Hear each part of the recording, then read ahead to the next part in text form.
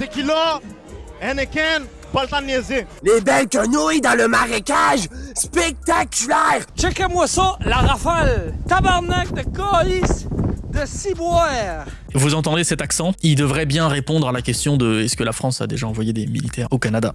Évidemment qu'on pourrait parler de la fondation de Québec, mais je suis tombé sur un épisode que je ne connaissais pas du tout. Pendant la Seconde Guerre mondiale, des navires français de la France libre font escale à Halifax, donc au Canada, pour un soi-disant exercice naval. En vrai, ils préparent un coup de poker. Foncez libérer Saint-Pierre et Miquelon, encore sous Vichy. L'opération réussit sans combat, mais les Américains sont fâchés. Ils sont furieux de ne pas avoir été prévenus. Ils menacent même d'intervenir. Ils étaient complètement contre le fait d'aller libérer Saint-Pierre et Miquelon. Résultat, un incident diplomatique, mais aussi l'un des tout premiers morceaux de France vraiment repris par la France libre. Vous connaissez Bob Denard? Il y a des vidéos hyper cool à son sujet que je vous conseille fortement, mais en gros, c'était un mercenaire français qui a participé à plein de conflits en Afrique, à des coups d'État, etc. Très souvent, il était backup officieusement par la France, pas en 1995, quand il a tenté de renverser le président des Comores, contre l'avis de la France donc. Là, c'en est trop, des forces spéciales, des mecs du GIGN et même des paras débarquent aux Comores et capturent Denard. Une opération française musclée sur le sol des Comores pour